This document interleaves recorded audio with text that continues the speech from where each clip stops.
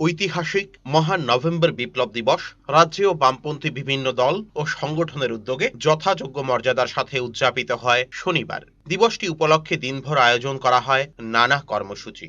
এসইউসিআইসির ত্রিপুরা রাজ্য পরিষদের উদ্যোগেও প্রতি বছরের মতো এবছর নানা কর্মসূচির মধ্য দিয়ে পালন করা হয় মহান নভেম্বর বিপ্লব দিবসটি। সংগঠনের উদ্যোগে রাজ্যে কেন্দ্রীয়ভাবে মূল অনুষ্ঠানটি হয় আগরতলা সিটি সেন্টারের সামনে। সেখানে 1917 সালের মহান বিপ্লবের বিভিন্ন ছবি সম্বলিত এক প্রদর্শনীর আয়োজন করে দল, যা চলবে আগামী 10 দিন অর্থাৎ 17ই নভেম্বর পর্যন্ত।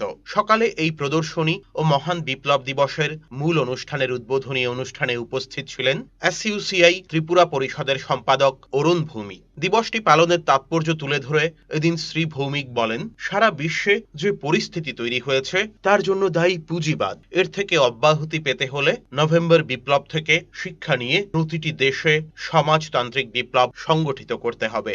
দেশের মধ্যে যে সংকট তৈরি হয়েছে তা থেকে পরিত্রাণ পেতে হলে জনজীবনের প্রতিটি সমস্যা নিয়ে সমাজতান্ত্রিক বিপ্লবের পরিপূরক হিসেবে গণতান্ত্রিক আন্দোলনও গড়ে তুলতে হবে।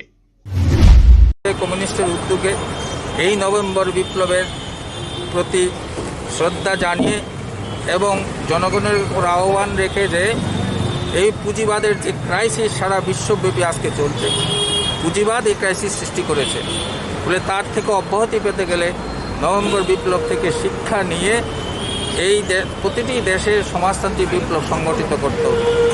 আমরা ভারতবর্ষের মানুষকেও আহ্বান রাখছি, এই যে সংকট, এই সংকট থেকে অব্যাহতি পেতে গেলে জনজীবনের প্রতিটি সমস্যা নিয়ে সমাজতান্ত্রিক বিপ্লবের পরিপূরক হিসাবে গণতান্ত্রিক আন্দোলন গড়ে তুলতে হবে, এই আহ্বান আজকের। Bureau report, search India, TNN।